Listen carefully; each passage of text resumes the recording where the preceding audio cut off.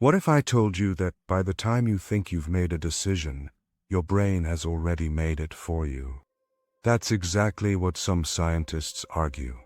Back in the 1980s, neuroscientist Benjamin Libet ran an experiment that shook the very foundation of free will. He asked participants to move their fingers whenever they felt like it, while measuring their brain activity. The shocking part? The brain's motor cortex showed activity before the person consciously decided to move.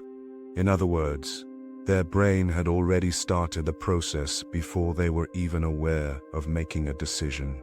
This suggests something unsettling. What if the choices we think we're making are just post-rationalizations? What if our brain decides first, and then our conscious mind invents the feeling of making a decision afterward? If that's true, then what does that mean for free will? Some neuroscientists argue that this proves free will is just an illusion. We aren't choosing anything. We're just experiencing a pre-programmed sequence of events. The brain is like a complex machine, running computations in the background, and what we call choice is just the output of that process. But hold on, does that mean we're all just robots running on autopilot? Not necessarily. Some argue that even if our decisions are made subconsciously first, awareness of them still gives us some control. Maybe free will isn't about making decisions from scratch, but about influencing or vetoing decisions before they're fully executed. In other words, we might not be initiating choices, but we might have the power to redirect them.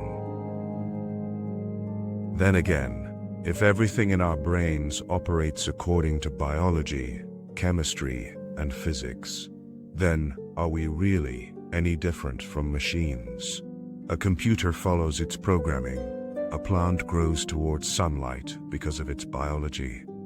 A bird migrates due to instinct, and we, as humans, might just be running our own kind of sophisticated program, a program built from genetics, life experiences, and neural pathways. This raises an even bigger question.